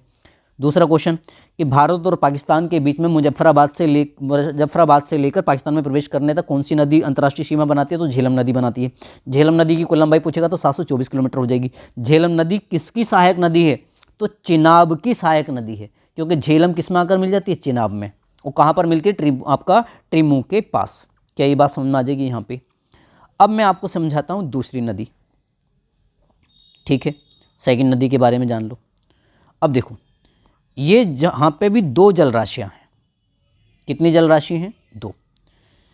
ये वाली जो जलराशि है, एक जगह है ये वाली, इस जगह का क्या नाम है? इस जगह का जो नाम है भागा जगह है, ये भागा जगह का नाम है। ठीक है, भागा से जो पानी की जलराशि आती है, इस वाली जलराशि को भी एक नाम दिया गया है, और ये वाला जो नाम है इसको भी नाम दे दिया है भागा। तो भागा नदी कहते हैं इसको हम। ठीक है, भागा से कौन सी नदी निकली? भागा। उसके बाद में ये वाली जो जगह है, ये वाली, ठीक, इस जगह का जो नाम है, इसका नाम है चंद्र। क्या नाम है? चंद्रनगर। तो चंद्र से जो नदी निकलती है, इसको भी समझ लीजिए, इसका नाम हो गया चंद्र नदी। तो भागा और चंद्र से 2 जलराशि निकलती हैं, और यहाँ पर आके ये दोनों जलराशि मिलेंगी, और यहाँ से मिलने के बाद जो आगे नदी जाएगी, तब आके इसका यहाँ पर नाम पड़ेगा चिनाब। क्या नाम पड़ेगा? चिनाब।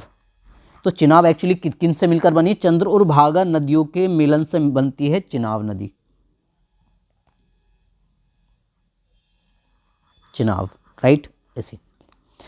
अब ये निकलती कहाँ से है? तो मान लो ये यहाँ पे क्या है, ये वाली इस जगह से ये निकलती है, तो यहाँ पर एक दर्रा है। ठीक, और ये दर्रा है कहाँ पर? जगह कौन सी है? तो मैं आपको बताऊँ, ऐसा मान लो कि सर ये पूरा जो इलाका है, ये पूरा जो क्षेत्र है, इसको अगर मैं पूरे क्षेत्र को बताऊँ तो हिमाचल प्रदेश है। ये कौन सा है? हिमाचल प्रदेश राज्य है। हिमाचल प्रदेश का एक ज़िला है जिसका नाम है लाहौल एंड स्पीति। ये ऑलरेडी मैं मैपिंग में पढ़ा चुका हूँ। लाहौल और स्पीति ये ज़िला है कहाँ का? हिमाचल प्रदेश का। और हिमाचल प्रदेश में इस जगह में यहाँ ये जो जगह है ना, तो यहाँ एक दर्रा है, ये वाला ऐसे दर्रा है। दर्रा मतलब एक रास्ता है ये वाला, जहाँ से निकलती। इस दर्रे का जो नाम है वो है बड़ा लाचला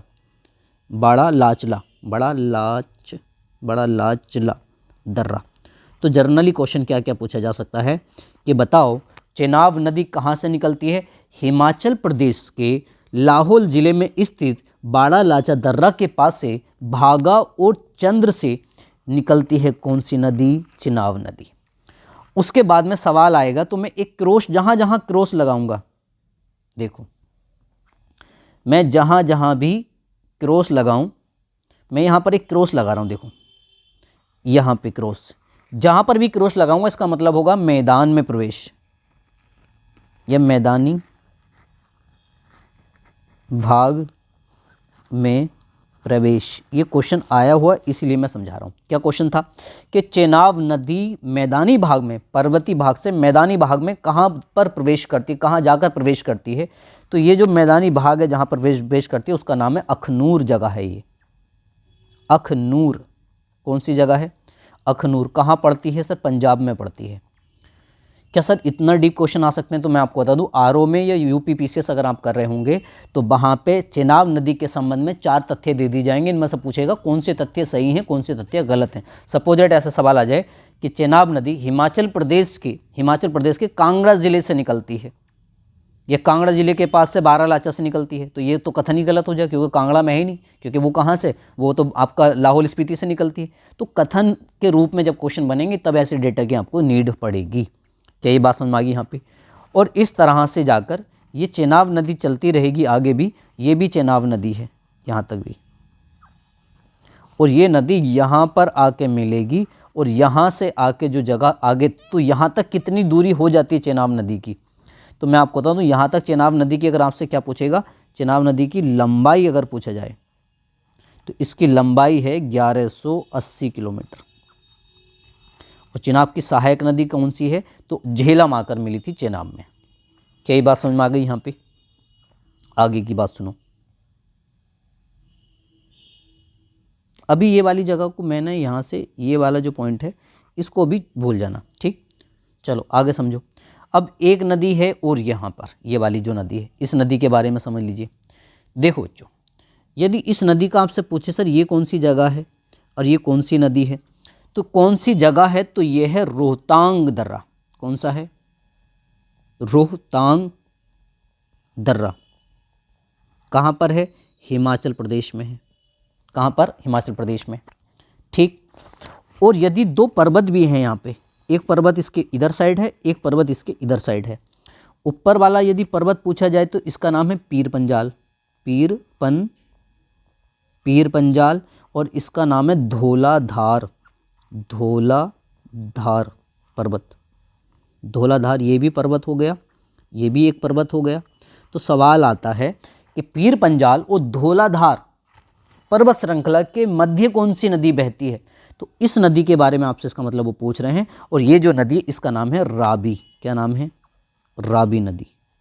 तो रावी नदी बच्चों कहाँ से निकली? सर हिमाचल प्रदेश के रोहतांग दर्रे से निकलकर पीर पंजाल और धौलाधार पर्वत श्रेणियों के समानांतर बहती है। बहने के बाद में फिर सर ये क्या करेगी? क्रॉस का मतलब क्या है? मैदानी भागों में प्रवेश। ये माधोपुर से प्रवेश करेगी मैदानी भागों में, माधोपुर। अब ये माधोपुर में पहुंचकर ये कहाँ पर? पंजाब में प्रवेश कर जाएगी मैदानी भाग में, ठीक। उसके बाद में ये पाकिस्तान में प्रवेश करेगी, मान लो यहाँ से, और पाकिस्तान में प्रवेश करने के बाद यहाँ पर जाकर चिनाब से मिलेगी। ये जो जगह है, तो ये जगह है मुल्तान के पास। तो सवाल आएगा ये कौन सी नदी थी? सर ये रावी थी।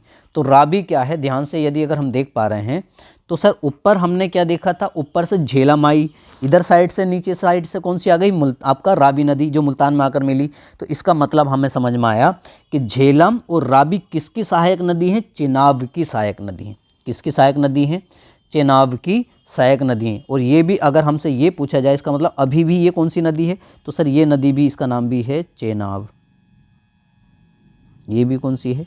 ये चेनाब नदी है। समझ में आ गया यहाँ पे?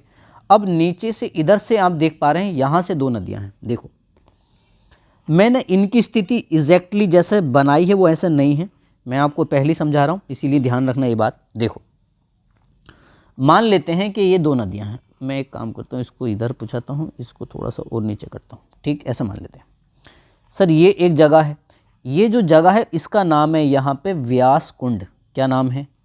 व्यास कुंड। ध्यान से सुनना, ये यहाँ के बहुत टफ क्वेश्चंस बैठते हैं। व्यास कुंड कहाँ पर है? हिमाचल प्रदेश। कितनी नदियाँ हिमाचल प्रदेश से निकल गई देख रहे हैं आप? व्यास कुंड हिमाचल प्रदेश, ये भी। उसके बाद में हिमाचल प्रदेश से जाने के बाद में ये पंजाब में प्रवेश करेगी। यहाँ पे मैं क्रॉस लगा देता हूँ, तो क्रॉस का मतलब है मैदानी भाग में तलवंडी, तलवंडी नहीं तलवाड़, सॉरी कौन सी जगह है वो तलवाड़ है। तलवाड़ क्या है? पंजाब का एक होशियारपुर ज़िला है जहाँ पे सबसे ज़्यादा वन पाए जाते हैं। तो होशियारपुर में तलवाड़ से ये मैदानी भागों में प्रवेश करेगी ब्यास कुंड से। और नदी कौन सी है? तो इस नदी का नाम है व्यास नदी। सिकंदर की सेना ने कौन सी नदी को पार करने से मना कर दिया था? तो सिकंदर की सेना ने मना कर दिया था ब्यास नदी को पार करने से, सिकंदर की सेना ने। क्या ये बात समझ में आ गई? यहाँ पे ये वाली कहानी हम चलो ब्यास नदी के बारे में हो गई, ठीक है। ब्यास नदी की अगर आपसे लंबाई पूछे टोटल, तो आपने देखा यहाँ से निकलकर बस यहाँ तक पहुँची है, तो इसकी जो लंबाई है, टोटल लंबाई, इसकी लंबाई कितनी है? तो 460 किलोमीटर की है। कितनी है? 460 किलोमीटर। मैंने आपको रावी की लंबाई नहीं बताई, रावी की लंबाई नहीं बताई तो समझ लो इसकी जो लंबाई है, रावी की कितनी लंबाई है भाई? रावी की लंबाई है 725 किलोमीटर, 725 किलोमीटर, ठीक। चलो इसकी भी हो गई। वापस अब आपको मैं ही समझा रहा हूँ कि भाई जो ब्यास नदी है, तो ब्यास नदी हो गई ये। पहले इस वाली नदी के बारे में समझते हैं। ये जो नदी है, यहाँ जो जगह है, तो पहले ही समझा रहा हूँ कि यहाँ से जो नदी आती है, तो ये है मानसरोवर। एक्चुअल में ये आती कहाँ से है अगर मैं ये बताऊँ, तो ये यहाँ से निकलती है, यहाँ से निकलती है, लेकिन हमारे पास जगह नहीं है ना, इस वजह से, ठीक। इस तरह से तो आप यहीं पे इस बात को समझ लेना, ठीक। अगर मैं यहाँ बताऊँ तो फिर एक काम करते हैं, चलिए मैं इस नदी को यहीं से दिखा देता हूँ। एक काम करते हैं, हम इसको यहाँ से इस तरह से ये लेकर ऐसे इसको लेकर आते हैं, लाइक दैट इज़। चलो जी मिला दिया हमने, बन गई नदी है हमारी। ये बना, ये बना, ये बना, ये बना, ये बना, ये। चलिए गाइस, तो मैंने यहाँ से बना दिया, राइट। अब फिलहाल ऐसे समझ लेंगे। अब तुमको ये बात फिर मैं यहाँ पे एक्सप्लेन करता हूँ। तो मानसरोवर झील के पास से, कहाँ से? मानसरोवर झील के पास में ये जो मूल जगह है, ये वाली जो जगह है, इस जगह का यदि आपसे नाम पूछा जाए तो ये कौन सी जगह है भाई? तो इसका नाम है राकस ताल। क्या नाम है? राकस ताल। ऐसे भी लिख सकता है, राक्षस ताल भी लिख सकता है, ऐसे राक्षस ताल, ऐसे भी कैसे भी नाम आ जाए।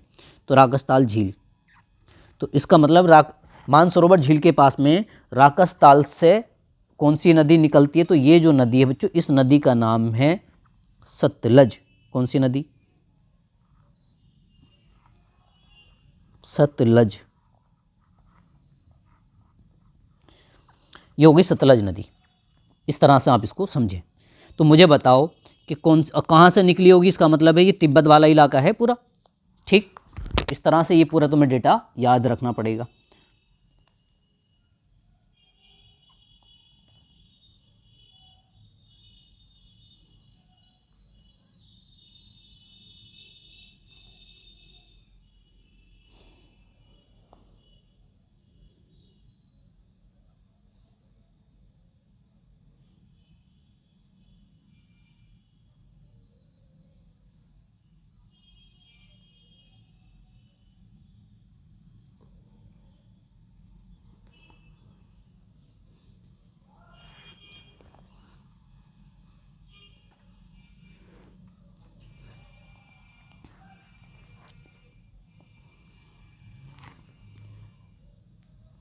ठीक। अब मान लो ये इस तरह से, ये कहाँ से निकल गई होगी? तिब्बत से निकली होगी, क्योंकि यहाँ कौन सी जगह है सर? यहाँ पे अगर हम राकस ताल वाला जो इलाका है, ये तिब्बत और चाइना वाला इलाका है।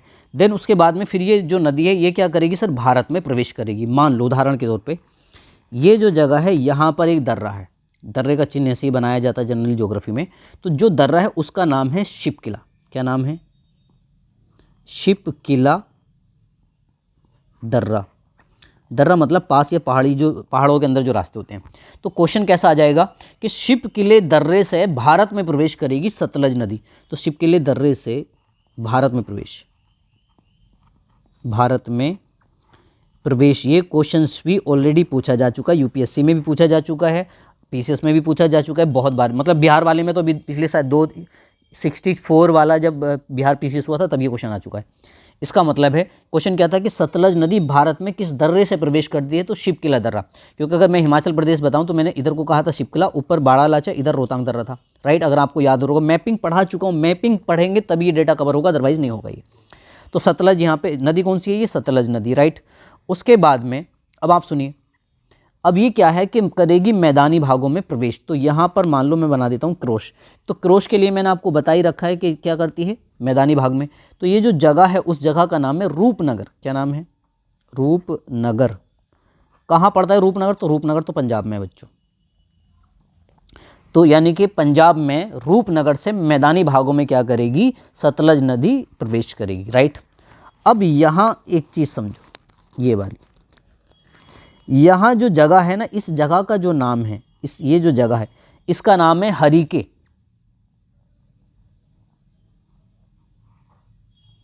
हरीके कपूरथला पंजाब में।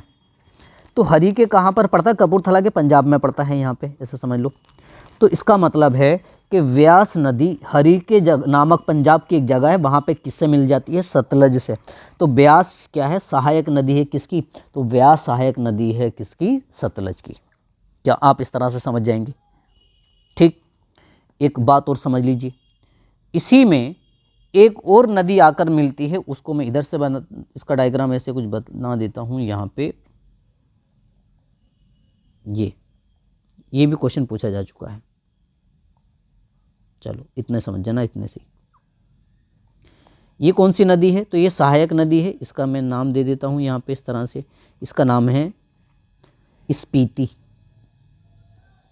स्पीति नदी। तो स्पीति नदी भी किसकी सहायक नदी है, सतलज की। तो सतलज की दो सहायक नदियाँ हो गई, एक ये वाली ब्यास हो गई, एक स्पीति हो गई। तो जरा अगर मैं सतलज के बारे में बताना शुरू करूं वापस आपसे, तो आपको बताना पड़ेगा कि सर मानसरोवर झील के पास में राकसताल पर्वत श्रेणी झील से सतलज नदी निकलती है, जो शिवकिला दर्रे से भारत में प्रवेश करेगी। उसमें स्पीति और ब्यास दो सहायक नदी आकर उसमें मिलेंगी, और सतलज नदी पंजाब के रूपनगर से मैदानी भागों में प्रवेश करेगी, और व्यास नदी हरीके नामक पंजाब में एक जगह है वहाँ पर आकर मिल जाएगी। क्या ये बात समझ में आ गई यहाँ पे। अब एक कहानी और सुनो। अगली कहानी को मैं कौन सा कलर लेता हूँ यहाँ पे, अब हम ये वाला कलर लेते हैं। देखो यहाँ पर क्या है, इस नदी पर दो बैराज बने हैं। सर एक बैराज है हमारा यहाँ पर, हरीके बैराज तो आपको पता ही है, हरीके पंजाब में हरीके बैराज। उसके अलावा भी आपने ऐसा कुछ सुना ही होगा, ये वाला मान ले दो बैराज बना देता हूँ मैं ऐसे, ठीक। समझो इसके बारे में। देखो बच्चों, ये तो है आपका भाखड़ा और ये है नागल, ये जगहों के नाम है। भाखड़ा भी जगह का नाम है, आपका नांगल भी जगह का नाम है। और इन दोनों जगह पे दो बांध बंधे हैं, एक कौन सा, नागल बांध, और एक भाखड़ा बांध। इन दोनों को मिलाकर कहा जाता है भाखड़ा नांगल बांध। तो भाखड़ा नागल जो बांध है, एक्चुअल में कितने बांध हैं, दो बांध हैं। समझ जाएंगे कितने बांध हैं, दो बांध है। कौन सी नदी पर, सतलज नदी पर। जब हम किसी बांध को बनाते हैं, तो अगर बांध मतलब क्या होगा, जैसे ये मान लो कोई नदी है, इधर को पानी बह रहा है, राइट, इधर पानी का फ्लो है। तो मान लो मैंने यहाँ पे क्या बना दिया, बांध। तो बांध का मतलब है पानी का रास्ता रोक दिया। अब अपने हिसाब से जितना मुझे पानी होगा मैं उतने ही मेट्रिक वाटर क्या करूँगा, यहाँ पे छोड़ूंगा, ठीक। तो यहाँ पे पानी क्या होता रहेगा, जमा होता रहेगा यहाँ पे एक तरह से। तो यहाँ एक तरह से क्या बन जाएगी, एक झील टाइप की नज़र आनी शुरू हो जाएगी, एक जलराशि बड़ी हो जाएगी। समझ में आ गया यहाँ पे। तो मैं ये कह रहा हूँ कि जहाँ पर भाखड़ा नागल बांध बना है, तो यहाँ पर क्या है कि एक रिजर्वर बन गया है। यानी कैसा, मान लो अरे यहाँ पे इनके बांध के बनने से यहाँ पे पानी रुकेगा बहुत सारा यहाँ पे। तो इससे क्या बन जाएगा, एक तरह का सागर समझ लीजिए। तो उसका नाम क्या है, तो वो है गोविंद सागर जलाशय। कौन सा है, यहाँ पे है गोविंद सागर जलाशय। तो ये है गोविंद सागर। तो गोविंद सागर जो जलाशय है, ये कौन से बांध पर बना है, तो भाखड़ा नागल बांध पर, सतलज नदी पर ये बना है। क्या ये बात समझेंगे यहाँ पे। फिर और आगे है यदि हम देखेंगे, तो यहाँ पर एक शहर है, डायरेक्शन भी याद रखिएगा। ये जो शहर है इसका नाम है लुधियाना, जबकि डायरेक्शन नहीं पूछता इसकी। लुधियाना पंजाब का सबसे बड़ा ज़िला है, लुधियाना। तो लुधियाना कौन से नदी के तट पर है? सर आप मुझे बताएंगे कि लुधियाना क्या है बच्चों, ये आपका सतलज नदी के तट पर है, राइट। आगे समझो। उसके बाद में ये थोड़े से डायग्राम को यदि मैं चेंज करूँ लिटिल बिट, मान लो उदाहरण के तौर पर मैं यहाँ से इसको ऐसे ना बना के यहाँ से वापस बनाता हूँ। हम कौन सा कलर लेते हैं जी, कौन सा कलर था ये वाला कलर लेते हैं।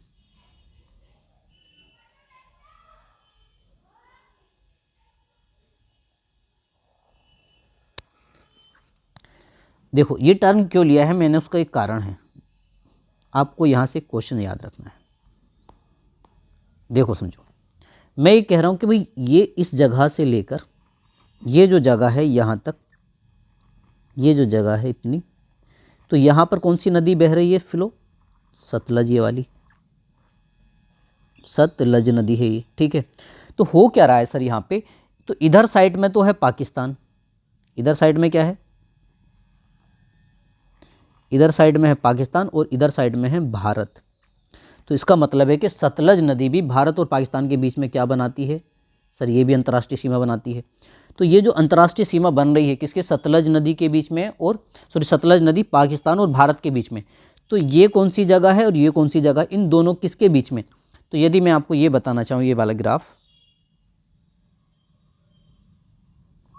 तो समझेंगे यहाँ पे। देखो बच्चों, तो ये कौन कौन सी जगह है, तो ये वाली जो जगह है ये है फिरोजपुर, फिरोजपुर, फिरोजपुर, ये फिरोजपुर जगह हो गई। ये है फाजिलका, फाजिलका, ठीक। तो यानी कि फिरोजपुर और फाजिलका दोनों कहाँ पर पड़ते हैं? पंजाब में। ये भी पंजाब में है सर, ये भी पंजाब में है, ठीक। तो इसका मतलब है कि फिरोजपुर और फाजिलका के बीच में सतलज नदी पाकिस्तान और भारत के मध्य क्या करती है, अंतर्राष्ट्रीय सीमा बनाती है,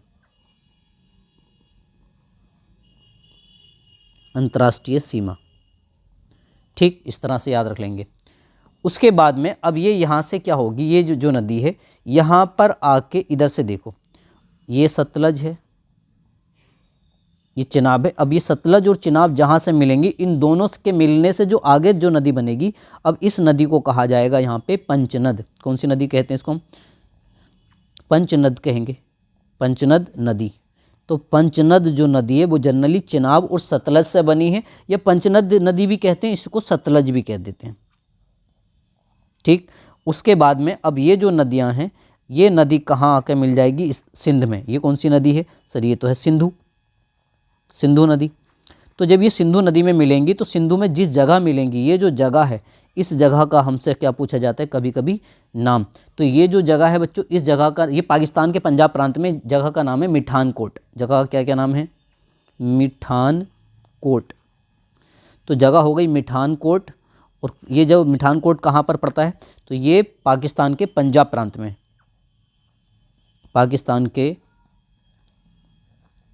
पंजाब प्रांत में मिल जाती है। कौन सी नदी से? सिंधु नदी से मिल जाती है, ठीक। सिंधु नदी से यहाँ पे जाके ये मिल जाएगी, और इस तरह से ये नदी जाके कहाँ पर जाके गिर जाती है? अरब सागर में। ये कौन सी जगह है? ये है अरब सागर, अरब सागर। आई होप आपको ये पूरा नदी का कुछ ग्राफ मैंने यहाँ पे आपको समझा दिया है, ठीक है। तो अब ये इस तरह से आपने सीख ली कौन सी नदी सर? ये हो गई हमारी सिंधु नदी। तो सिंधु नदी से संबंधित और क्या क्या क्वेश्चन, छोटे छोटे क्या क्वेश्चन बनेंगे, तो इस मैप में अगर आप देख पा रहे हैं, तो ये मैप मैंने इस तरह से दिया गया कि भाई कौन सी, जैसे ये आ गई हमारी, देखो ये हमारी सिंधु नदी हो गई, ये वाली, ठीक। उसके बाद में ये देखो यहाँ से यहाँ तक झेलम ने क्या बनाया है? अंतर्राष्ट्रीय सीमा बना दी गई। फिर यहाँ से हो गई चिनाब में मिल जाएगी, ये चिनाब आ गई, चिनाब में आकर यहाँ से फिर ये रावी मिल जाएगी, फिर दोनों यहाँ पे पहुँचेंगी। तो यहाँ से फाजिलपुर से यहाँ तक सतलज क्या बना रही है बच्चों? ये बना रही है अंतर्राष्ट्रीय सीमा, ये वाली, और फिर इसमें जाकर इसमें से मिल जाएगी, राइट।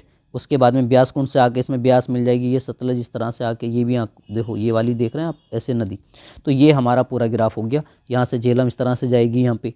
तो ये पूरा ग्राफ ऑलरेडी मैं आपको समझा चुका हूँ। इस मैप से आप नहीं याद रख सकते थे, लेकिन मैंने जिस तरह से समझाया वो भी अकॉर्डिंग टू आए हुए प्रीवियस ईयर के एग्जाम्स के क्वेश्चन के तहत। अब और क्या क्या क्वेश्चन पूछे जा चुके हैं, तो अब भी मैं आपको वापस कुछ क्वेश्चन ही समझा रहा हूँ। आए हुए क्वेश्चन से ऑलरेडी क्वेश्चन पूछेंगे। पॉइंट नंबर 1,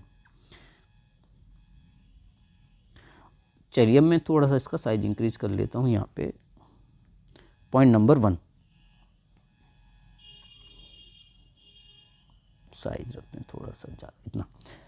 तो क्वेश्चन आएगा कि पूरे सिंधु तंत्र में ऐसी कौन सी नदी है जो भारत में ही निकलती है और पाकिस्तान में नहीं जाती, भारत में शामिल हो जाती है। तो वो ऐसे सोच लीजिए, तो आपको पॉइंट आ सकता है कि पूरे सिंधु नदी तंत्र में व्यास नदी ही एकमात्र ऐसी नदी है जो पूर्णतः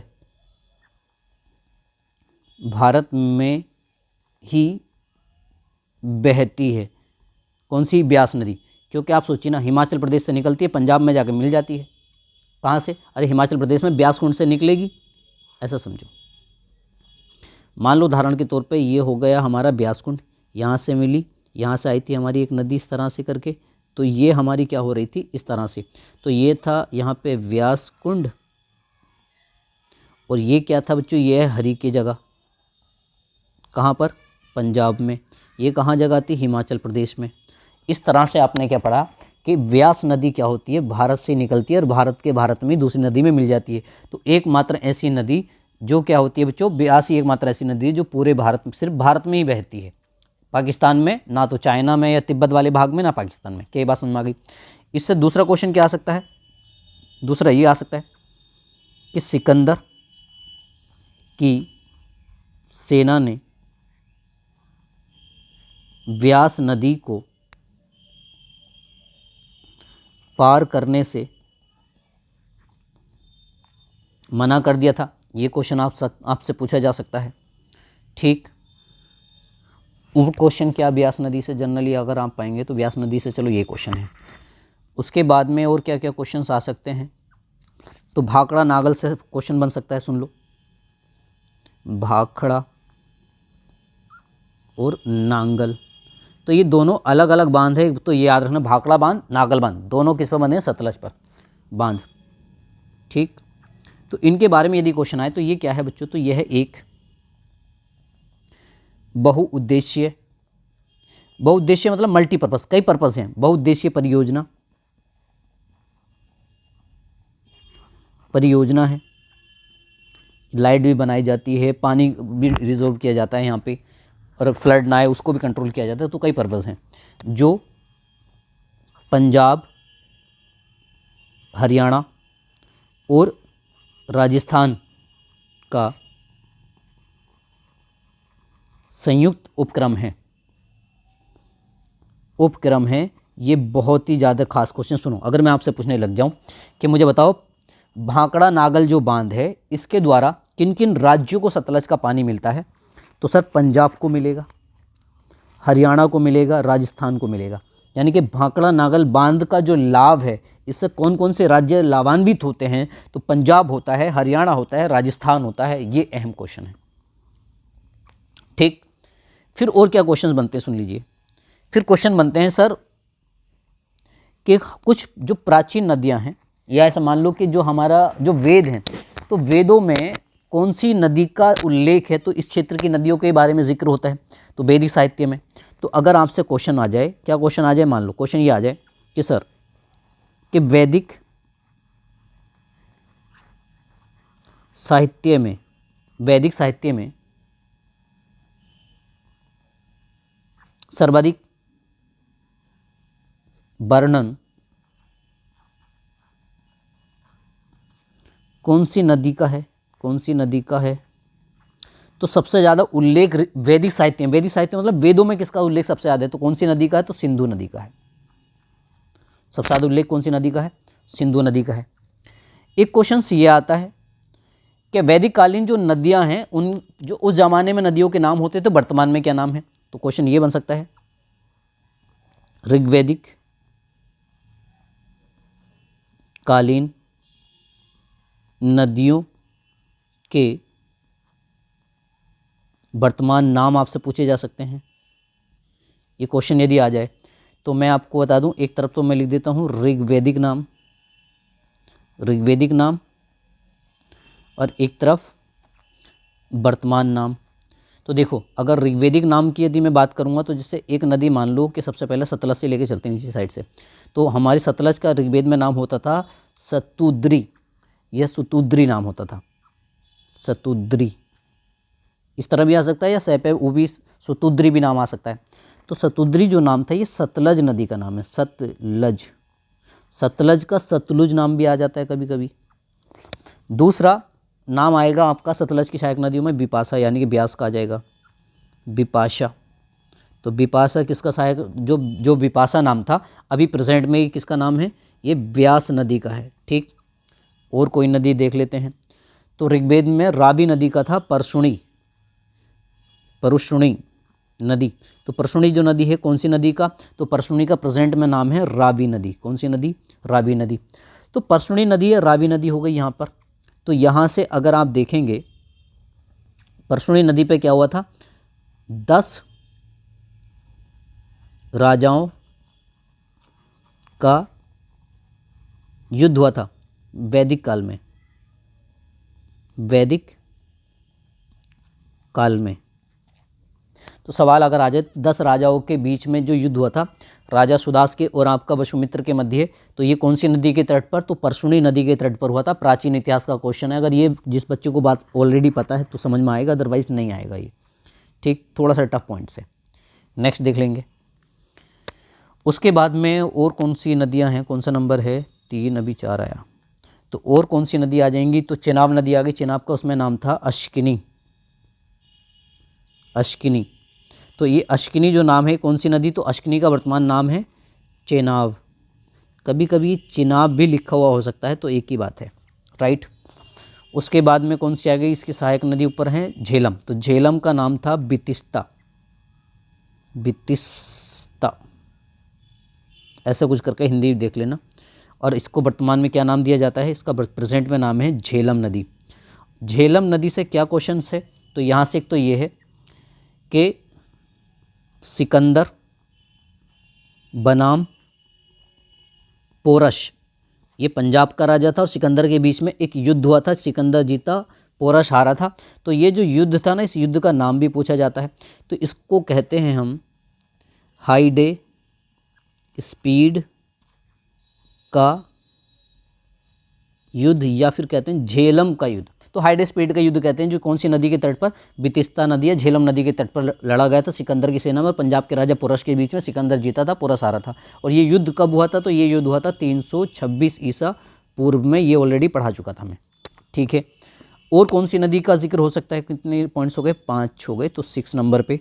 तो और आ सकता है एक नदी का नाम है कूभा। कौन सी नदी है, कूभा का वर्तमान नाम है काबुल, जो अभी आपने देखा सिंधु की सहायक नदी है, अफगानिस्तान से निकल कर आती है। उसके बाद में 7वां पॉइंट यदि देखें, 7वें पॉइंट में आ जाएगा आपका